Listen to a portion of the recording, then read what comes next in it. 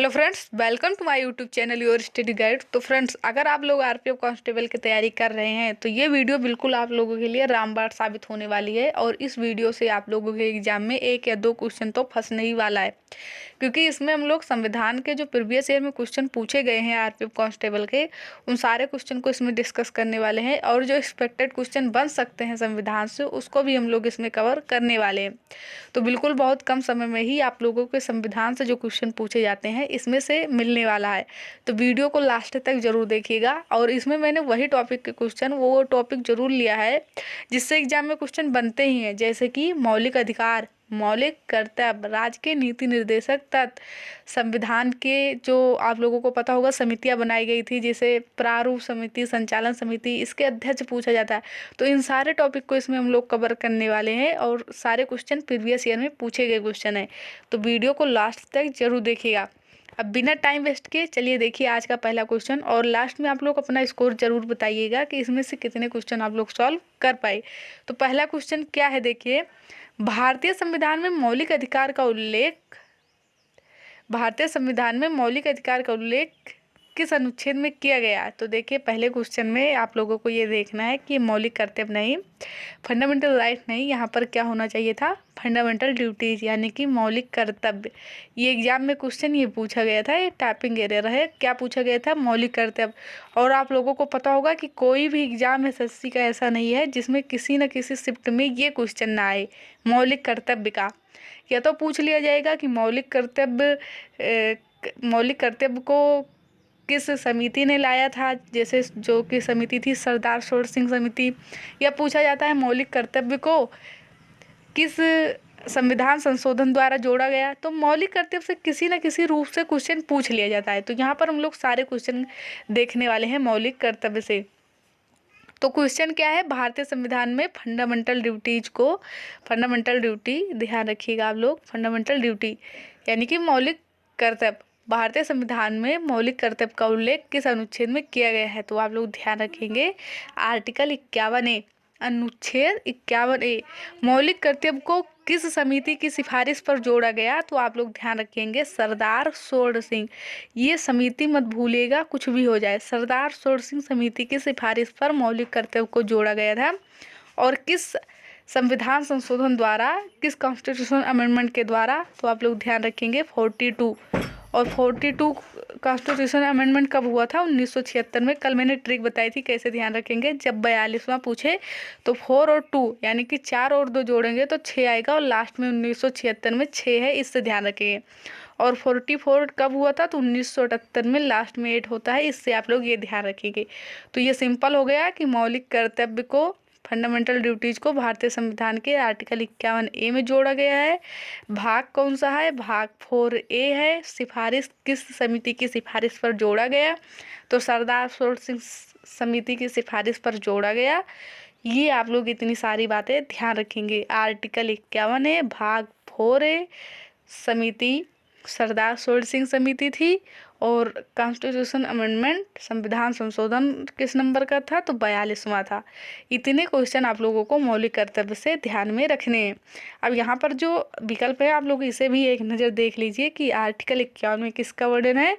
तो ध्यान रखेंगे अंतर्राष्ट्रीय शांति एवं सुरक्षा का उल्लेख है। और आर्टिकल 50 में क्या है, तो कार्यपालिका और न्यायपालिका के अलग होने की बात इसमें की गई है। तो राइट आंसर हम लोगों का क्या हो जाएगा, अनुच्छेद 51 है, ये ध्यान रखिएगा।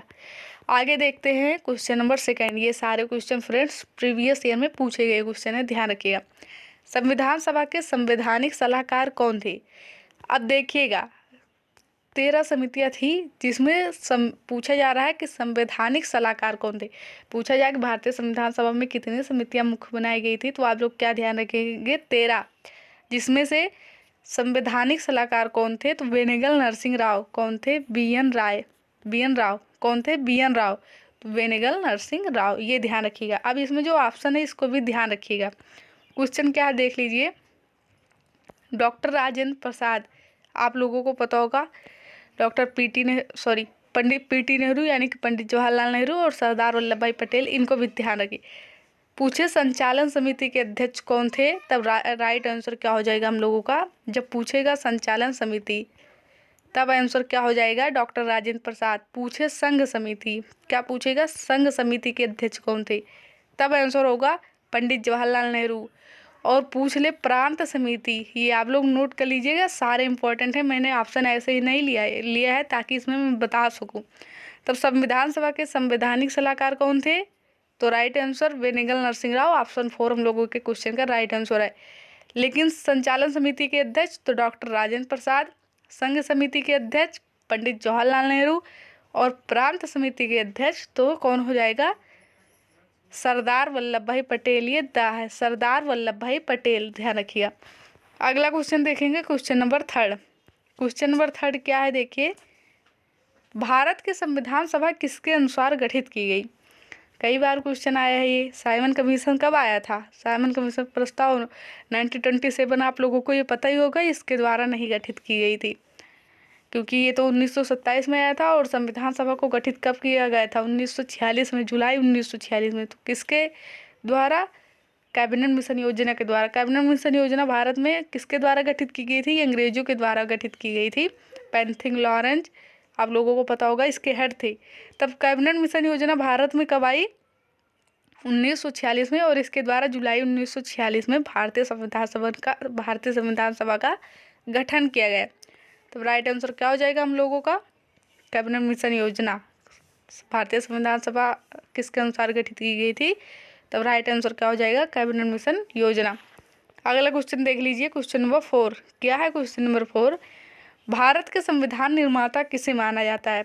अब आप लोगों को पता होगा कि ड्राफ्टिंग कमेटी के अध्यक्ष कौन थे, जो कि भारतीय संविधान सभा की सबसे मुख्य कमेटी थी, और उसमें कितने मेंबर थे, तो 7। कई बार पूछा गया है कि प्रारूप समिति के अध्यक्ष, तो प्रारूप समिति को इंग्लिश में क्या कहते हैं, ड्राफ्टिंग कमेटी, और उसके हेड कौन थे, तो आप लोगों को पता होगा डॉक्टर BR अम्बेडकर। और उस समिति में टोटल मेंबर कितने थे, 7 थे, डॉक्टर BR अम्बेडकर के साथ मिलाकर, तो 7 थे। ये मत भूलिएगा कि प्रारूप समिति में कितने मेंबर थे, तो 7 थे, और उसके हेड कौन थे, तो डॉक्टर BR अम्बेडकर जी थे। इसीलिए उन्हें क्या कहा जाता है, भारतीय संविधान का निर्माता माना जाता है, क्योंकि वो सबसे मुख्य कमेटी के हेड थे। ड्राफ्टिंग कमेटी के हेड कौन थे, डॉक्टर BR अम्बेडकर, और इसीलिए इन्हें भारतीय संविधान का निर्माता माना जाता है, ध्यान रखिएगा। BN राय क्या थे, संवैधानिक सलाहकार थे, संवैधानिक सलाहकार थे। अगला क्वेश्चन देख लीजिए, क्वेश्चन नंबर 5 क्या है, वही क्वेश्चन है जो मैंने बताया। भारतीय संविधान के प्रारूप समिति के अध्यक्ष, ड्राफ्टिंग कमेटी के हेड कौन थे, तब आप लोगों को पता होगा, मैंने अभी बताया, doctor BR Ambedkar. Doctor Rajendra Prasad किसके हैं, किसके थे, संचालन समिति पंडित जवाहरलाल नेहरू, संघ समिति डॉक्टर BR अम्बेडकर का राइट आंसर हो जाएगा, प्रारूप समिति। और ध्यान रखिएगा, प्रारूप समिति को ही मसौदा समिति भी कहा जाता है। क्वेश्चन नंबर 6, क्वेश्चन नंबर 6 क्या है, संविधान सभा का पहला सत्र कब हुआ। तो संविधान सभा की पहली बैठक कब हुई थी, 9 दिसंबर, ध्यान रखिएगा, 9 दिसंबर 1946 को संविधान सभा का पहला सत्र हुआ था। और इसके हेड कौन थे, जब पहली बार बैठक हुई तब उस समय अध्यक्ष कौन बनाए गए थे, डॉक्टर सच्चिदानंद सिन्हा। पूछा जाए संविधान सभा के पहले हेड कौन थे या पहले अध्यक्ष कौन थे, तब राइट आंसर हो जाएगा डॉक्टर सच्चिदानंद सिन्हा। ये ध्यान रखिएगा आप लोग, इंपॉर्टेंट क्वेश्चन है, क्योंकि जब जैसे ही अध्यक्ष पूछा जाता है संविधान सभा के पहले अध्यक्ष, या पूछा जाए संविधान सभा का अध्यक्ष कौन था, तब तुरंत आंसर क्या हो जाता है, डॉक्टर राजेंद्र प्रसाद। लेकिन ध्यान रखिए, जब पूछा जाए संविधान सभा के पहले अध्यक्ष कौन थे, तब राइट आंसर आप लोग दीजिएगा डॉक्टर सच्चिदानंद सिन्हा, क्योंकि जब 11 दिसंबर 1946 को बैठक हुई थी तब संविधान सभा के अस्थायी अध्यक्ष कौन बनाए गए थे, डॉक्टर राजेंद्र प्रसाद। ये क्वेश्चन मत भूलिएगा। अगला क्वेश्चन देखेंगे, क्वेश्चन नंबर 7 क्या है, क्वेश्चन नंबर 7, संविधान की प्रारूप समिति के समक्ष प्रस्तावना का प्रस्ताव किसने रखा। प्रस्तावना, आप लोगों को पता होगा संविधान की समरी को कहाँ देखा जा सकता है, प्रस्तावना में। प्रस्तावना को देखकर ही संविधान का वो देखा जा सकता है कि संविधान किस प्रकार का होगा, क्योंकि इसमें ही सारी बात बता दी गई है। तो संविधान की प्रारूप समिति के समक्ष प्रस्तावना का प्रस्ताव किसने रखा था, किसने रखा था, आप लोगों को पता होगा पंडित जवाहरलाल नेहरू जी ने। कब रखा था, 13 दिसंबर को, 13 दिसंबर 1946 को रखा था। लेकिन ये पारित यहाँ पर नहीं हुई थी, स्वीकारा यहाँ नहीं गया था। कब स्वीकारा गया था, ये भी क्वेश्चन आता है कि प्रस्तावना का प्रस्ताव, यानी कि प्रस्तावना का प्रस्ताव कब रखा गया या किसने पेश किया? तो पंडित जवाहरलाल नेहरू ने। कब? 13 दिसंबर 1946 को। लेकिन यह पास कब हुआ है, पारित कब हुआ? 22 जनवरी 1947 को। 22 जनवरी 1947 को। दोनों ध्यान रखिएगा। यहाँ से 3 क्वेश्चन। किसने पेश किया था प्रस्तावना प्रस्ताव? पंडित जवाहरलाल नेहरू ने। कब पेश किया था? 13 दिसंबर 1946 को। पास कब हुआ है, पारित कब हुआ? तो 22 जनवरी 1947। तीनों क्वेश्चन ध्यान रखिएगा, इंपॉर्टेंट है। अगला क्वेश्चन देखेंगे, क्वेश्चन नंबर 8। क्वेश्चन नंबर 8 क्या है? भारत का संविधान कब लागू हुआ? कब लागू हुआ, कब अंगीकृत किया गया? ये 2 ही क्वेश्चन बनते हैं। तब भारत का संविधान लागू कब हुआ? 26 जनवरी 1950 को। लेकिन वहीं पर पूछता कि अंगीकृत कब किया गया, तब राइट आंसर क्या हो जाता है? 26 नवंबर 1949। ये ध्यान रखिएगा, अंगीकृत 26 नवंबर 1949 और लागू कब हुआ? तो 26 जनवरी 1950। क्वेश्चन नंबर 9 क्या है? देखिए, राज्य के नीति निर्देशक तत्व को किस देश के संविधान से लिया गया है? अब देखिए यहाँ पर भाग 4 की बात हो गई है। भाग 4 में किसका वर्णन है? डीपीएसपी का, directive principle of state policy, या राज्य के नीति निर्देशक तत्व। इसका वर्णन भाग 4 में किया गया है, आर्टिकल 36 से 51 के बीच में। ये क्वेश्चन पूछा जाता है। राज्य के नीति निर्देशक तत्व का वर्णन संविधान के भाग 4 में किया गया है, आर्टिकल 36 से 51 में किया गया है। इसे लिया कहाँ से गया है, किस देश के संविधान से? तब राइट आंसर क्या हो जाएगा? डीपीएसपी को कहाँ से लिया गया है? डीपीएसपी को लिया गया है आयरलैंड से। आयरलैंड से लिया गया है, ध्यान रखिएगा, इंपॉर्टेंट क्वेश्चन है। चाहे फंडामेंटल राइट हो, मौलिक अधिकार, उससे भी क्वेश्चन बनता है कि किस देश के संविधान से लिया गया है। और डीपीएसपी का भी क्वेश्चन बनता है, यानी कि राज्य के नीति निर्देशक तत्व का भी क्वेश्चन बनता है किस देश के संविधान से लिया गया है। तब राइट आंसर आयरिश हो जाएगा, आयरलैंड। ब्रिटेन यहाँ पर ऑप्शन में है, तो ब्रिटेन से क्या लिया गया है? संसदीय शासन व्यवस्था ली गई है। संसदीय शासन व्यवस्था कहाँ से ली गई है? ये ली गई है ब्रिटेन से, ध्यान रखिएगा। उसके बाद देखिए यहाँ अमेरिका, रूस, कनाडा, यहाँ पर ऑप्शन सारे गलत दिए गए थे। डीपीएसपी इन किसी भी देश में से नहीं लिया गया, लिया गया है आयरलैंड से। अमेरिका से क्या लिया गया है? अमेरिका से बहुत इंपॉर्टेंट है, मौलिक अधिकार को ही कहाँ से लिया गया है, यानी कि फंडामेंटल राइट। फंडामेंटल राइट को कहाँ से लिया गया है? वो अमेरिका के देश के संविधान से लिया गया है। उसके बाद राष्ट्रपति का महाभियोग भी यहीं से लिया गया है, ध्यान रखिएगा। रूस से क्या लिया गया है? मौलिक कर्तव्य लिया गया है। और संघात्मक शासन व्यवस्था कहाँ से ली गई है? कनाडा से ली गई है। उसके साथ ही साथ अवशिष्ट शक्तियाँ जो बचती हैं, जो केंद्र के पास जाती हैं, उसको भी कनाडा से ही लिया गया है, ध्यान रखिएगा। अगला क्वेश्चन देखेंगे, क्वेश्चन नंबर 10। संविधान सभा के स्थायी अध्यक्ष मैंने बता ही दिया, डॉक्टर राजेंद्र प्रसाद जी। अस्थायी पूछेगा, अस्थायी, तब राइट आंसर हो जाएगा डॉक्टर सच्चिदानंद सिन्हा। अगला क्वेश्चन देखेंगे हम लोग, क्वेश्चन नंबर 11। क्वेश्चन नंबर 11 क्या है हम लोगों का? देखिए, भारतीय संविधान कब पारित किया गया? तो मैंने बता ही दिया गया, 26 नवंबर 1949। राइट आंसर क्या हो जाएगा? 26 नवंबर 1949। और लागू कब किया गया? तो 26 जनवरी 1950। अगला क्वेश्चन देखेंगे हम लोग, भारतीय संविधान बनाने में कुल कितना समय लगा था? 2 वर्ष 11 में 18 दिन। ये तो सबके रटा होता है, लेकिन ध्यान रखिए जब ये ऑप्शन नहीं दिया होगा तब ये वैल्यू हम लोग यानी कि 3 वर्ष मान कर चलते हैं। जब ये ऑप्शन में नज़दीकी नहीं होता तो 2 वर्ष 11 में 18 दिन जब नहीं होगा तब 3 वर्ष आंसर देंगे, नहीं तो आंसर यही होगा। क्वेश्चन नंबर 13 क्या है? देखिए, भारतीय संविधान को बनाने में कितना पैसा खर्च हुआ? 64 लाख रुपए, 63 लाख रुपए, 65 लाख रुपए या 55 लाख रुपए? तो इसका आंसर आप लोग कमेंट बॉक्स में ज़रूर बताइएगा, पैसा कितना लगा था संविधान को बनाने में। अगला क्वेश्चन देखेंगे हम लोग, संविधान सभा द्वारा उद्देश्य प्रस्ताव कब स्वीकार किया गया? तो ये सारे क्वेश्चन मैंने ऊपर ही बता दिया है कि उद्देश्य प्रस्ताव पेश किसने किया था? पंडित जवाहरलाल नेहरू ने 13 दिसंबर 1946 को। पास ये कब हुआ? 22 जनवरी, यानी कि इसे स्वीकार कब गया? तो 22 जनवरी 1947 को। Question number 15। क्वेश्चन नंबर 15 क्या है? संविधान सभा में कितनी समितियां बनाई गई थी? तो मैंने पहले ही बताया कि 13। संचालन समिति के अध्यक्ष डॉक्टर राजेंद्र प्रसाद, प्रांत समिति के सरदार वल्लभ भाई पटेल। और उसके बाद बात करें कि संघ समिति के अध्यक्ष कौन थे, तो संघ समिति के अध्यक्ष कौन थे? पंडित जवाहरलाल नेहरू प्रारूप समिति के अध्यक्ष की बात करें तो doctor BR Ambedkar. Question number 16 देखेंगे अब लोग। जब भारतीय संविधान लागू हुआ था तब उसमें कितने भाग, अनुसूची में अनुच्छेद थे?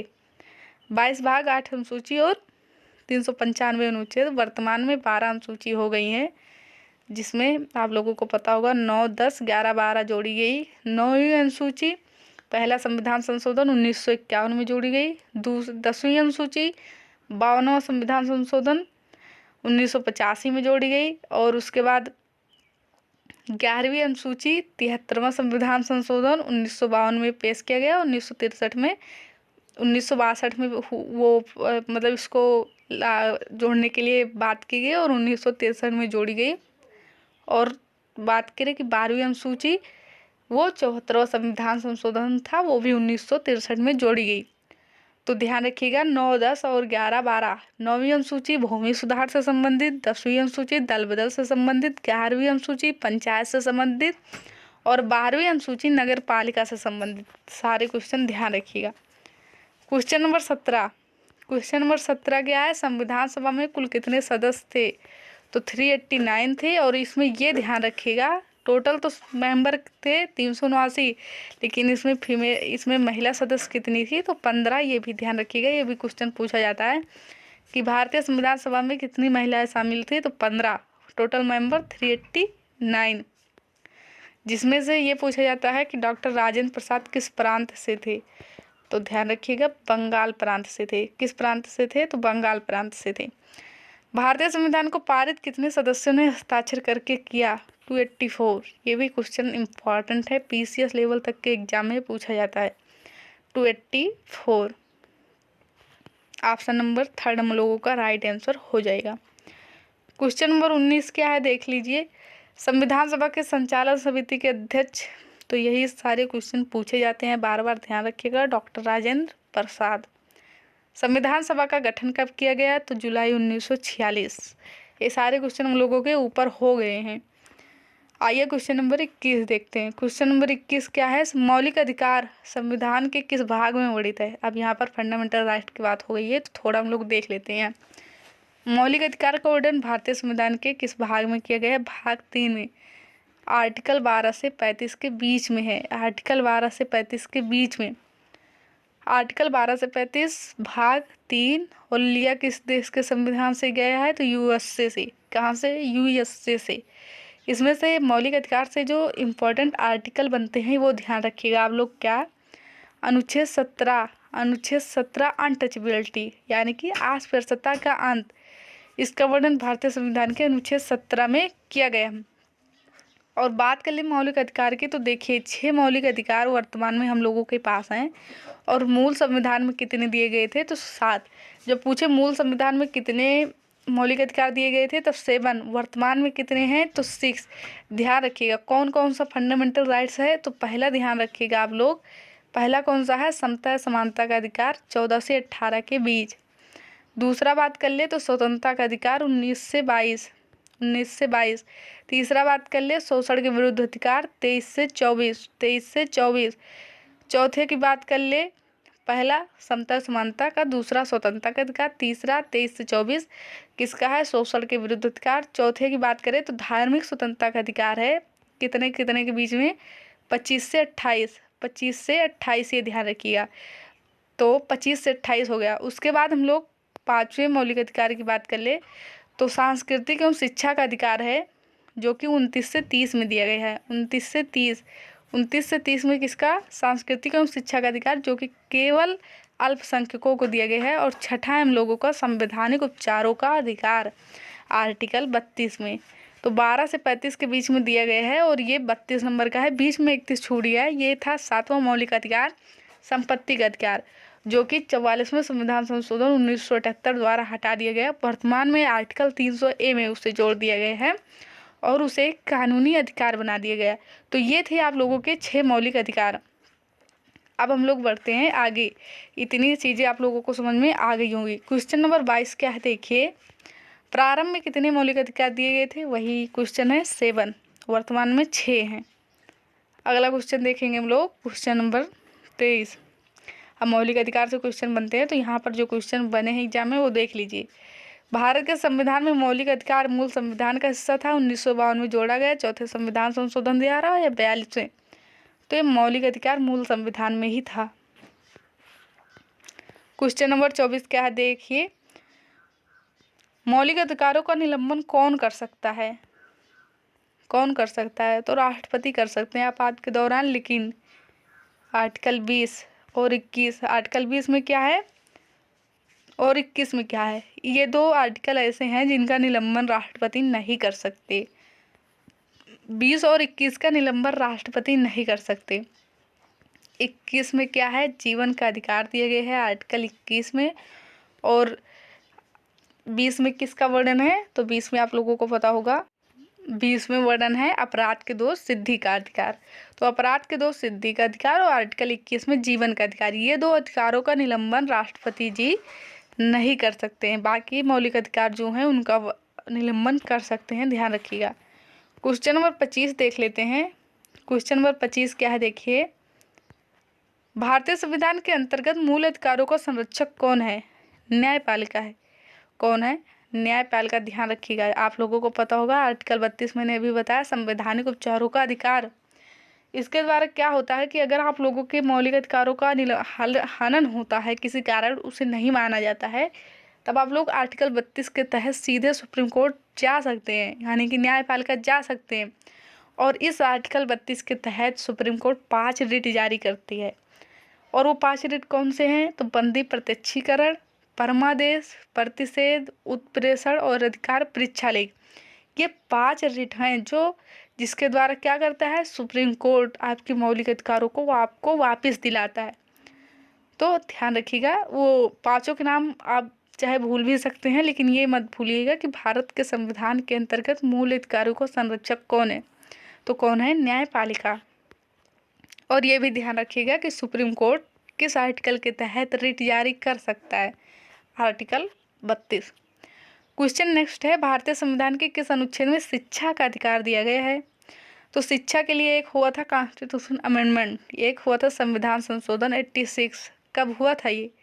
2002 में। 2002 में हुआ था 86वां संविधान संशोधन, और आर्टिकल 21A जोड़ा गया, जिसमें क्या है, शिक्षा के अधिकार का वर्णन दिया गया है। 21 में किसका वर्णन है? मैंने अभी बताया, जीवन के अधिकार का। जीवन का अधिकार 21 में दिया गया है।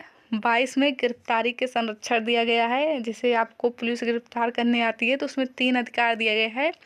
पहला कि आप पूछ सकते हैं कि आपको किस अपराध के कारण, किस जुल्म के कारण गिरफ्तार किया जा रहा है।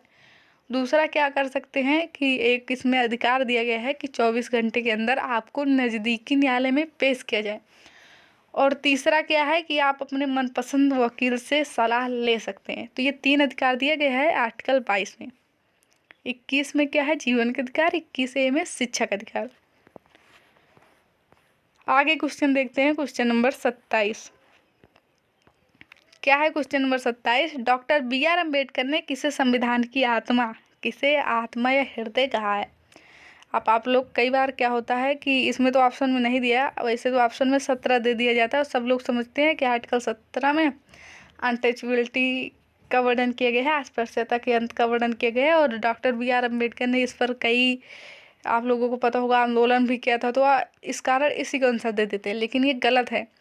ये आंसर क्या हो जाएगा? अनुच्छेद 32 को। इसका कारण क्या है कि आपको कितने भी मौलिक अधिकार दे दिया जाए, लेकिन जब उसका पालन ही नहीं हो और पालन नहीं हो रहा है तो आप कुछ कर भी नहीं सकते। तब ऐसे फंडामेंटल राइट्स, ऐसे मौलिक अधिकार का क्या मतलब होगा?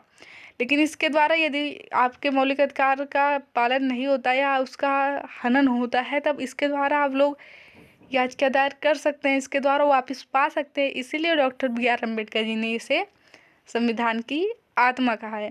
वैसे तो कहा जाता है किसको? प्रस्तावना को, लेकिन डॉक्टर BR अम्बेडकर जब नाम दे दिया जाए कि इन्होंने किसे कहा, तब राइट आंसर हो जाएगा आर्टिकल 32। क्वेश्चन नंबर 28 देखते हैं हम लोग। क्वेश्चन नंबर 28 क्या है? अनुच्छेद 25 से 28 में किसका वर्णन है? मैंने पहले ही बताया, धार्मिक स्वतंत्रता का अधिकार, संवैधानिक उपचारों का अधिकार आर्टिकल 32 में है। समता समानता का अधिकार आर्टिकल 14 से 18 के बीच में है। शोषण के विरुद्ध अधिकार 23 से 24 के बीच में है। और राइट आंसर 25 से 28 में धार्मिक स्वतंत्रता का अधिकार है। क्वेश्चन नंबर 29 क्या है? इंपॉर्टेंट क्वेश्चन है, पूछा जाने वाला क्वेश्चन है। अस्पृश्यता के अंत का वर्णन किस अनुच्छेद में किया गया है? आर्टिकल 17 में। आर्टिकल 18 में उपाधियों का अंत है। ध्यान रखिएगा, इसके द्वारा आप लोग ऑप्शन के द्वारा आप लोगों के कई क्वेश्चन क्लियर हो रहे हैं। अनुच्छेद 18 में उपाधियों के अंत का वर्णन है। आर्टिकल 14 इसमें नहीं दिया गया है। आर्टिकल 14 जैसे 14 से 18 में समता समानता का अधिकार है, तो इसमें आप लोगों के सारे क्लियर हो जाएंगे।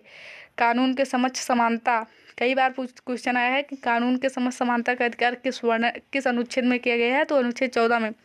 15 में क्या है? धर्म जात लिंग आदि के आधार पर भेदभाव नहीं किया जाएगा, ये 15 में।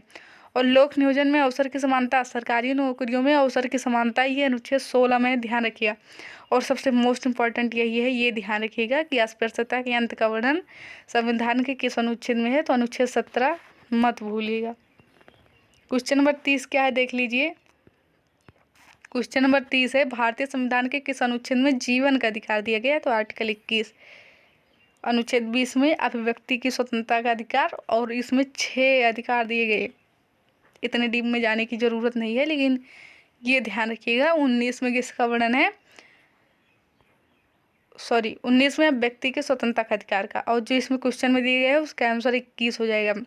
अनुच्छेद 20 में किसका वर्णन किया गया है? तो इसमें ध्यान रखिएगा, अपराध के दोष सिद्धि का अधिकार।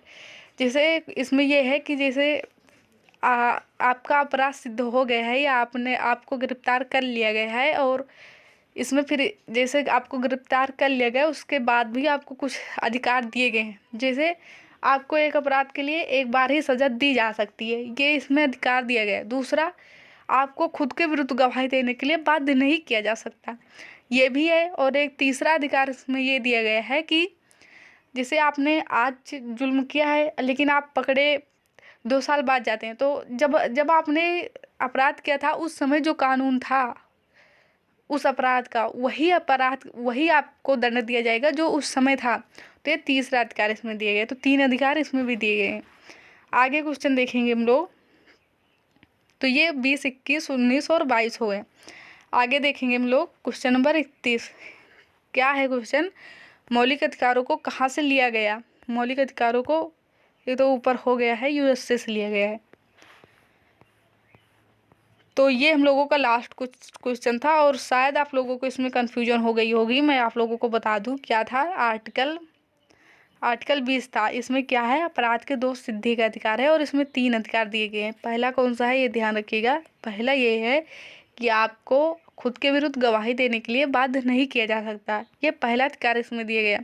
दूसरा क्या है? दूसरा अधिकार इसमें ये दिया गया है कि एक अपराध के लिए केवल एक बार ही सजा दी जा सकती है। तो पहला है कि खुद के विरुद्ध गवाही देने के लिए बाध्य नहीं किया जा सकता। दूसरा है कि एक अपराध के लिए एक ही बार सजा दी जाएगी। और तीसरा ये है कि अपराध करते समय जो कानून था, व्यक्ति को उसी कानून से सजा दी जाएगी। जैसे मानो 5 साल पहले आपने कोई अपराध किया और उस समय उस अपराध का दंड था क्या? केवल 5 साल की सजा। लेकिन जब आपको पकड़ा गया 5 साल बाद, तो उस अपराध के लिए सजा हो गई क्या? 10 साल की सजा। तब आप लोगों को 10 साल की सजा नहीं होगी 5 साल की, इसी पुराने कानून से। तब ये है तीसरा अधिकार। अब यहाँ से आप लोग एक क्वेश्चन और ध्यान रख लीजिए जो बार बार पूछा जाता है कि ये सी है, comptroller and auditor general. CAG का वर्णन भारतीय संविधान के आर्टिकल 148 में किया गया है। अटॉर्नी जनरल ध्यान रखेंगे। महान्यायवादी, इनका वर्णन भारतीय संविधान के अनुच्छेद 76 में। इनका ये अनुच्छेद पूछा जाता है कि महान्यायवादी अनुच्छेद 176, कैग का आर्टिकल 148 में किया गया है वर्णन, और सुप्रीम कोर्ट का उल्लेख आर्टिकल 124 124 में किया गया।